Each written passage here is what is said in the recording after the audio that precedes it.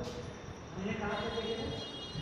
हम लोगों ने देखा था कि आपका वर्ण विचार में जो आपके स्पर्श व्यंजन मतलब स्वर कंपनियों के आधार पर स्थान के आधार पर वर्णों का उच्चारण कैसे होता है, या कंठ क्या होते हैं, तालव्य क्या होते हैं, मूर्धन्य क्या होते हैं, कोष्ठ क्या होते हैं, आयोगवाद क्या होते हैं, और आपकी कितनी संख्याएं ध्वनि क्या होती है, ये सब सारी चीजें चर्चा होती है। और आगे इसे यहाँ पर एक चीज की तरह काफी सारा चर्चा वर्ण विचार में पाठ हमने कहा था कि अब ये जो अल्पप्राण और महाप्राण या सुना, लेकिन ये अगर पूछा जाए कि अल्पप्राण और महाप्राण किस हिसाब से डाइवर्ट किया है, किस हिसाब से बांटा है, तो अल्पप्राण और महाप्राण हमारे वायु के प्रवाह के आधार पर वर्णों का निर्धारण है। मतलब हमारे मुख से निकलने वाली वायु के द्वारा जो वर्ण होते हैं उसके स्थान निर्धारण की बात है। इसीलिए इसका नाम ही है अल्पप्राण और महाप्राण। प्राण अथवा प्राणवायु, प्राणवायु जो हम लेते हैं मतलब अल्पप्राण मतलब सीधे सीधे अगर कहें वे वर्ण जिसके उच्चारण में प्राण बचा है वो अल्प। महाप्राण जिसके उच्चारण प्राण निकल जाए, सामान्य सी बात की तो महाप्राण। अल्पप्राण ऐसे वर्ण जिसके उच्चारण में हमारे मुख से वायु क्या होती है बहुत कम निकलती है, ऐसे वर्णों का उच्चारण को कहलाते हैं अल्पप्राण, जिनमें प्राणवायु कम निकलती है, बहुत कम। ठीक, इसमें मेहनत और वाक्य इंद्रियों को परिश्रम कम करना। वो होते कौन है आपको पता है कि टोटल हमने बताया था कि 46 होते हैं वर्ड। आप देखेंगे कि इससे 46 पता चल जाएगा कौन कौन होते हैं। अब अल्पप्राण की बात करें, ये 135 जो है ये प्रत्येक वर्गीय व्यंजन वर्गीय वर्ण या यूं कहें तो वर्गीय वर्ग कौन कौन से होते हैं? स्पर्श व्यंजन जो आपके 25 होते हैं इन्हीं को वर्गीय वर्ण कहते हैं। स्पर्श वर्ण को हम बोलते हैं वर्गीय वर्ण। तो आप जानते हैं कि हर वर्ण का क्या था, जैसे क वर्ण, च वर्ण ऐसा था ना। यहाँ पर 1 3 5 का मतलब जैसे क ख ग घ ङ, ये आपका 5 है तो मतलब 1 3 5 का मतलब ये था। 3 5 करते हैं लोग, 3 5। तो कहने का मतलब प्रत्येक वर्गीय व्यंजन के मतलब क वर्ग के, च वर्ग के, ट वर्ग के सभी वर्ण के पहले, तीसरे और पांचवें वर्ण। हर प्राण में क्या है? पहले, तीसरा और पांचवा वर्ण हर वर्गीय व्यंजन का। और अंतस्थ में आपके क्या होते हैं? य, र, ल, व। मतलब ये 4 आपके अंतस्थ अनुस्वार, एक आपका अनुस्वार और 11 आपके स्वर। मतलब ये सब जो होते हैं ये क्या कहलाते हैं? अल्पप्राण। तो आप बोल भी देंगे जैसे वर्गीय व्यंजन मतलब 1 2 3, एक वर्ग में 3 हो जाएंगे, 3 25 15, फिर 4 आपके हो गए, एक अनुस्वार हो गया, 11 स्वर, टोटल 31। तो टोटल 31 जो 46 में से वर्ण होते हैं वो अल्पप्राण कहलाते हैं। तो कई तरीके से प्रश्न लेवल के हिसाब से अगर संख्या भी पूछा जाए तो अल्पप्राण कुल अल्पप्राण वर्णों की संख्या कितनी है? कुल अल्पप्राण वर्णों की संख्या 31 है ना। अब क्या है? कई तरह अनुस्वार क्या है? अल्पप्राण है कि महाप्राण है? क्वेश्चन तरीके से स्वर क्या है? अल्पप्राण है कि महाप्राण है? और आपको पता है कि वर्गीय व्यंजन में जो व्यंजन होते हैं सभी अल्पप्राण महाप्राण नहीं है। तो आपको जब क्वेश्चन लिस्ट बनाना होगा तो लिख देता है, जैसे कहेगा ग घ फिर च ऐसे करके, फिर इसमें क्या कौन सा ऐसा पेयर है जो अल्पप्राण है, मतलब चार ऑप्शन में से मिला के देगा और कहेगा कौन सा ऐसा पेयर है जो अल्पप्राण है। अब उसमें आपको पता लगेगा ना कि 135 आपको पता है तो वर्गीय व्यंजन में आप देखिए पहले कौन, तीसरे कौन, पांचवें कौन, जो इसको वैल्यू करेगा वो आपका क्या अल्पप्राण में आएगा। ठीक, और बाकी सारे अंतस्थ क्या होते हैं? अल्पप्राण। क्यों? क्योंकि जब जैसे आप इसको पढ़ेंगे क ख ग घ, जब घ कहीं ज्यादा वायु तो अटक गई कंठ, ख खुला फिर ग अटक ख ग तो और जाए। ये क्या है? आप देखिए कि ये वायु क्या बहुत कम प्रवाह है, इसीलिए तो वायु की प्रवाह इसलिए इसका अल्प, जिसमें प्राण वायु थोड़ी निकले अल्पप्राण, इसमें अधिक निकले महाप्राण, उसका नाम। तो हमने बात किया अलग अलग तरीके से लिखे। अब महाप्राण जैसे यहाँ पर 1 3 5 हर वर्गीय व्यंजन का पहला, तीसरा और पांचवा का, बाकी सब तो नाम से पता है। अंतस्थ क्या होते हैं, अनुस्वार क्या होते हैं और सब। ठीक, फिर आगे है महाप्राण। अब इसमें जो बचा है दूसरा और चौथा, मतलब आपको एक पता है तो भी आप दूसरा बता सकते हैं। अगर आपको पता है कि महाप्राण टू फोर पता है तो बाकी जो बचा है वही आपका क्या अल्प प्राण। तो उसके तरीके याद करने के आसान है। कोई एक आप याद कीजिए, दोनों मत याद कीजिए, कोई एक संख्या वाला याद है वो या आप ये याद कीजिए कि 1 3 5 अल्प, तो महाप्राण आपको याद करने की जरूरत नहीं, क्योंकि उससे जो बचेगा वो क्या होगा, वो महाप्राण ही होगा। अगर आप ऐसे अल्प प्राण 1 3 5 और महाप्राण 2 4 तो कंफ्यूज, कोई एक याद कीजिए, अगले को छोड़ दो, जो बचा है वही आपका अगला। तो तरीका भी याद करने का आसानी से कैसे याद है, तो आप अल्प प्राण याद है, बाकी जो बचा दो मतलब 10 क्या हो जाए अल्प प्राण और महाप्राण तो उसमें वायु जिससे कि काफी मात्रा में आपका इसमें क्या हो जाएगा श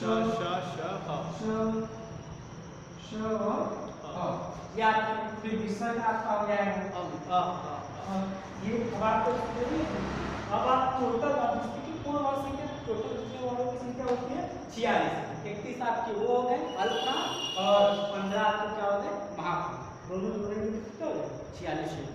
तो अब आप देखिए किस तरीके से आप सबको मिला है। अब इसमें सब है, आप उस तरीके से पढ़िए जैसे शुरू में वर्ड पढ़ा गया है, तो वैसे भी आप अंतस्थ क्या होती है, वर्ग क्या होती है, आयोग भाग क्या होती है, ये भी तय है मगर प्राण वायु के हिसाब से, क्योंकि बस क्वेश्चन वही है, बातें वही है, बस पूछने का तरीका बदल गया कि प्राण वायु के हिसाब से।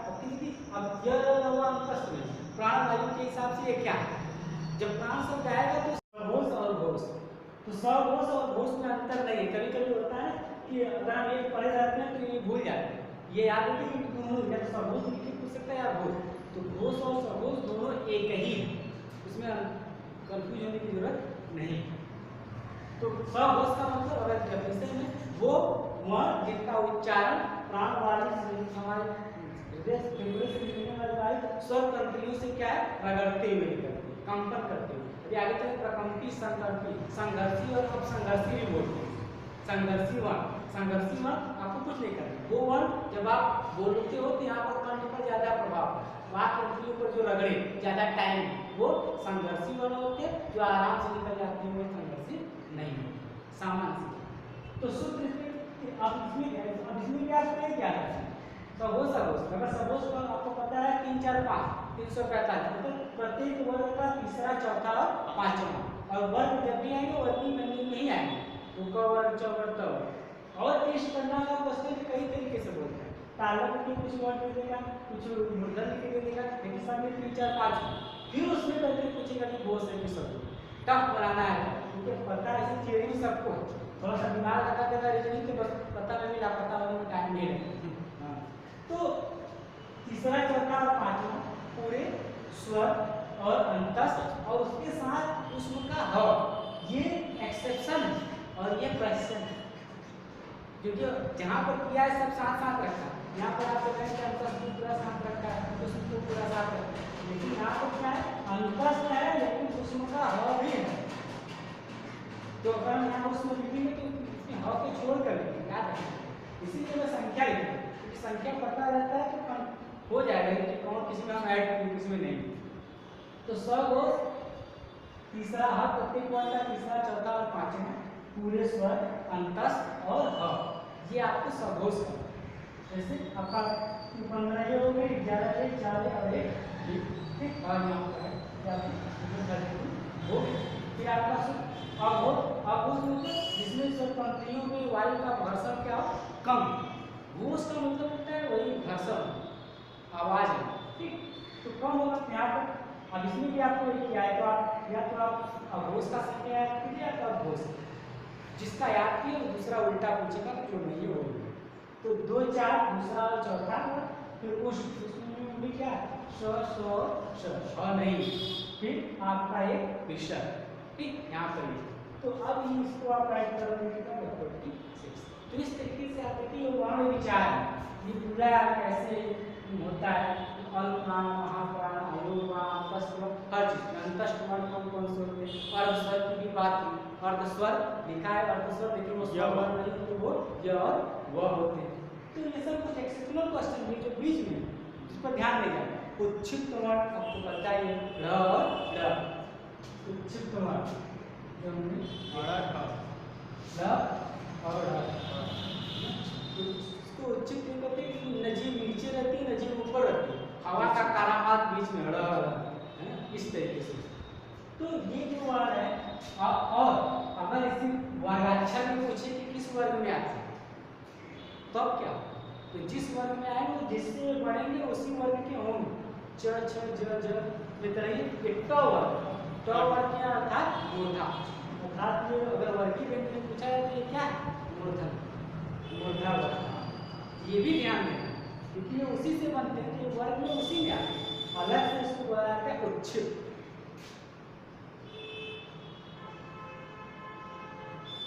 इस वर्ण को भी ध्यान दीजिए क्योंकि वर्तनी सुधार में भी पूछते हैं, सही वर्तनी चुनो, सही क्या लिखा है ना। उच्छिप्त बोलेगा ना, ये उच्छिप्त, इसे उच्छिप्त कई तरीके से लिख सकते हैं ना, उच्छिप्त, इसी को बड़ी की मात्रा कहते हैं। वर्तनी सुधार की बात है, पूछता है ना शुद्ध इसमें से कौन सा। अच्छा, शुद्ध अशुद्ध में, हाँ शुद्ध अशुद्ध में वाक्य नहीं, जैसे कभी कभी होता है कि आप शुद्ध बताइए,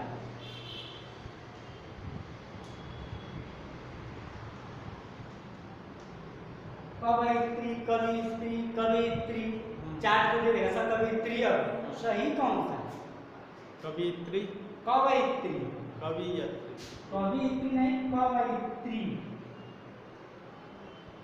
अच्छा कवियत्री नहीं, कवि तो पुरुष है मतलब मेल है और फीमेल, और ये कवयित्री, जब महिला बोलेगा तो कवयित्री लिखा है, तो इसमें वर्तनी में क्या है, इसकी मात्रा लगा देगा, इस तरीके से लिखेगा, तो इत्री ई करके ऐसे करके तब कवि, उसमें पूछता है शुद्ध सुनो। तो इस ऐसे उचित एक ऐसा वर्ड है क्योंकि अगर आप सही बोलेंगे तो तब लिखेंगे, तो ये वर्तनी में भी पूछ सकता है, कि क्वेश्चन है लिखना है उसे, तो कानून से चीज़ों को भी पूछ सकते हैं, तब कई चीज़ों पर ध्यान देने के साथ साथ तो ठीक है। तो इस तरीके से हमने देखा कि कैसे आपका जो ये वर्ण विचार है ये कैसे तय है ना, मन विचार पे हमने देखा है कैसे कैसे चीजें तय हैं।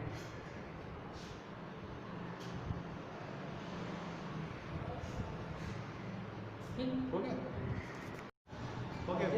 अब इस तरीके से हमने देखा कि पूरा एक तरीके से डिटेल में अगर आपको पूरा याद रखना हो कि स्थान के आधार पर कौन सा वर्ड, चाहे स्वर हो चाहे व्यंजन हो चाहे कुछ भी हो, कि कौन किस स्थान पर आता है पूछे, तो आपको ये छंद याद रखेंगे आप पूरा बताएंगे। ये छंद पूरा इतना आपका था सब कुछ, स्थान मतलब स्थान के आधार पर आपको कौन से वर्ड का उच्चारण कहाँ से होता है आप बता सकते।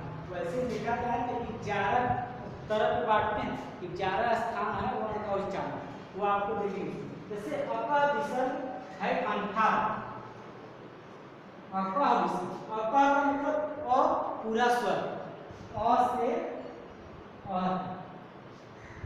का मतलब पूरा स्वर, क का मतलब पूरा क से लेके अंग, क वर्ग, और फिर उसके साथ क्या है केवल मतलब इतने वर्ग का उच्चारण, और उसके साथ क्या है विसर्ग, मतलब विसर्ग अंग डबल डबल पाई वाला। तो आप मतलब पूरा स्वर क वर्ग ह और विसर्ग, इस पूरे का उच्चारण कहाँ से होता है कंठ। याद है अका विसर्ग है कंठारा, इचयस भी है तालुगा, इचयस, इचयस ये अ का मतलब अ, ठीक, अ क। अब यहाँ ई ठीक है, और पूरा च और उष्म का श, इस सब का उच्चारण किससे होता है तालु से। समझ में आया? इच यस यस नीच यस ई च का पूरा वर्ग और य और श, ये जो पूरे इसका उच्चारण स्थान क्या है तालु, तालु तालु। रीटस री जो है और जो ट वर्ग है पूरा और श, इसका उच्चारण रीटस से जानो मूर्धा जा, मतलब मूर्धा से। ये हो गया ट वाला वर्ड, हो गया श। रीटस पुकारो दंत, रीटस हिंदी में एक वर्ड ली दिया, इसी ली को ऐड करेंगे, बड़े ली को ऐड करेंगे तब जाके वो बाउंड पूरा होता है, ठीक है। तो ली एक वर्ड हिंदी में, ठीक है। जैसे संस्कृत में बड़ा नहीं हमें बताया ना, बड़ा छोटा हिंदी में ली, ठीक, ली। ये इसका उच्चारण किससे होता है आपका दंत। आप बोल के देखिए लरी, जब बोलेंगे दांत पूरा बंद होगा, दांत पूरा जीभ पूरा दांत क्या करेगा चटेगा, लरी करके बोलिए लरी, देखिएगा। तो और पूरा त वर्ग और श के बाद स तो दांत मतलब थोड़ी थोड़ी हवा निकलती है। ली त वर्ग और श उकारो दंत इन सब का उच्चारण किससे होता है? दंत से। फिर उप आते हैं ओष्ठ।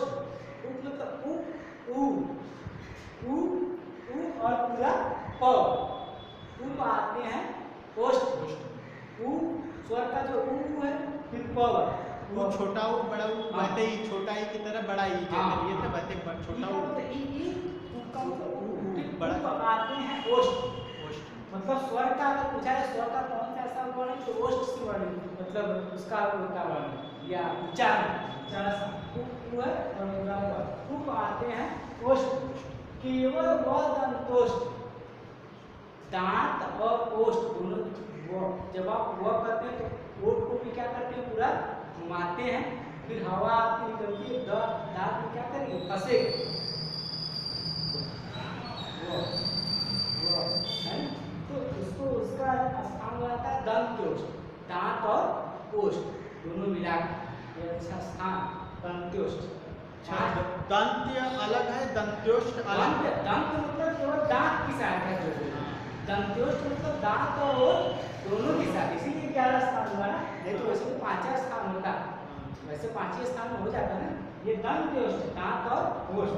फिर आगे केवल व दंतोष्ठ ए ऐ कहे कंठ तालु। ए और ऐ जो है कंठ ए जब ए बोलेंगे तो कंठ के साथ और तालु हवा आपके यहाँ ए जब करेंगे यहाँ तालु के ऊपर जाके हवा क्या करती है ऊपर नीचे टकराती है तब जो ए ऐ ठीक है तो कंठ क्या करता है आवाज दे और वायु क्या करती है आप दोनों के बीच क्या करती है टकराती है तब वो बनाता है इसीलिए उसे बोलते हैं कंठ तालु। कंठ और तालु की सहायता से जोड़ रहे हैं इसे बोलते हैं कंठ। ये कभी नहीं है केवल कंठ रहेगा तो गलत कंठ से केवल आपकी जो वर्ण है यही होगा ठीक तो ए ऐ कहे कंठ तालु ओ औ कहे कंठोष्ठ। कंठ और ओ को क्यों ले रहा है क्योंकि ओ घुमाएंगे ना संपूर्ण नहीं करेंगे तो वो मरेगा ओ और ये जो आवाज है वो कौन दे रहा है कंठ और वो जो उसको बोलने का तरीका वो कौन दे रहा है ओ ओट जो है ओ तो ये कंठोष्ठ कंठ और ओष्ठ की सहायता से इसे बोलते हैं कंठोष्ठ। नासिका से पंचमाक्षर नासिका पंचमाक्षर समझे पंचमाक्षर पता है हर वर्ग का 5वां अक्षर क्या कहलाता है पंचमाक्षर। जैसे क का ङ ञ न म ये क्या है पंचमाक्षर 5वां हर वर्ग का 5वां अक्षर क्या कहलाता है पंचमाक्षर। 5वां से क अंतिम में ङ उसमें जो है उसमें भी रहेगा क्या जो अंतस्थ में जो है आपका उसमें भी जो है लास्ट वाला उसको भी केवल वही 5 उसमें वाले को हम वर्ग को बांटते ही नहीं वर्ग आपका केवल प तक उसमें वाला आपका श में आता है ना हाँ जो वर्ग केवल आपका प तक उसके बाद को वर्ग नहीं पाता उसी में आपका वो सब ठीक है ठीक। अब आप देखिए तो मैंने क्या नासिका जितने पंचमाक्षर जब नासिका का अगर आप कहेंगे जैसे न किसी यहाँ आपका जानते हैं यहाँ नाक के ऊपर नासिका में इसमें नाक का कंपन यहाँ पर यहाँ पर क्या करेगा झनके का बहुत के इसीलिए इसको नासिका नाक की सहायता से आप नहीं बोल सकते इसीलिए उसको बोला था नासिका। तो नासिका अगर अब देखिए दो वर्ड नासिका से पंचमाक्षर अगर आपको दे कि 2 क्वेश्चन बन सकते हैं अगर आपको दे कि म का उच्चारण स्थान क्या है तो दोनों ऑप्शन है कंठ भी और नासिका भी ठीक। अगर मान लीजिए कंठ नहीं दिया नासिका दिया इसका लिए क्या हो नासिका से इसका उच्चारण स्थान पंचमाक्षर कंठ अच्छा वो तो वर्किंग व्यंजन में आए ध्यान दीजिए अगर केवल न दिया तो कंठ नहीं करके ये नासिका वाला देगा नासिका से अनुनास से कंठोज से ऐसे करके पूछेगा। जितने पंचमाक्षर होते हैं सबका उच्चारण किससे होता है नाक नाक उसमें झंझनाएगा इसलिए नासिका से पंचमाक्षर केवल वर्गीय व्यंजन में ही होंगे। और जिह्वा रतो प्रकोष्ठ मतलब जीभ का कोई लेना देना नहीं होता अंगा कहेंगे उसमें जीभ नहीं लेगा उसमें जीभ से कुछ नहीं लेगा बहुत कम सारा ये आपकी नाक से जीवा रखो तो जीवा को शांत रखो कुछ मतलब होता है घर जीवा को रखकर मत ये आपको याद रखिए पता विसर्ग है कंठार इचेस भी है तालुला इटस से जाम मूर्धा इटस पुकारो दंत उप आती आती है कोष्ठ में, केवल वह कंठोष्ठ में। ये ऐ कहो अंतकालीन, ओ कहो कंठोष्ठ में, नासिका से पंचमाक्षर जीवा रखो प्रकोष्ठ। ये आप देखेंगे इसमें स्वर का भी है, अंतस्थ का भी है, ऊष्म का भी है, ये सारे का उच्चारण स्थान है। तो इसमें से जो आपको मतलब आपको कंठोष्ठ का मतलब है दांत और होठ दोनों, मतलब जिनकी सहायता से बोले ना, कंठोष्ठ का मतलब कंठ और तालु दोनों, और आपका यहाँ पर पंचमाक्षर पता है, ठीक। प्रकोष्ठम, प्रकोष्ठ मतलब होता है घर, ठीक है ना। जीवा रखो, प्रकोष्ठ मतलब शांत रखो, पीछे रखो, उसको कोई हरकत मत। जब पंचमाक्षर बोलेंगे, नासिका से पंचमाक्षर जीवा रखो प्रकोष्ठ, जीवा को पीछे रखो, शांत रखो, उसको कोई दिक्कत मत। तो इसको छंद बनाया है ना, छंद बनाने की छंद मर्यादा है, मात्रा देने की सबका सही होगा। छंद है ये 2 4 6 8 10, मतलब 10 मतलब 5 लाइन में ये 2 एक लाइन में, ये 2 हर छंद में बनाया है ना, इसलिए इसको लगा। अगर आपको ये याद है तो बंद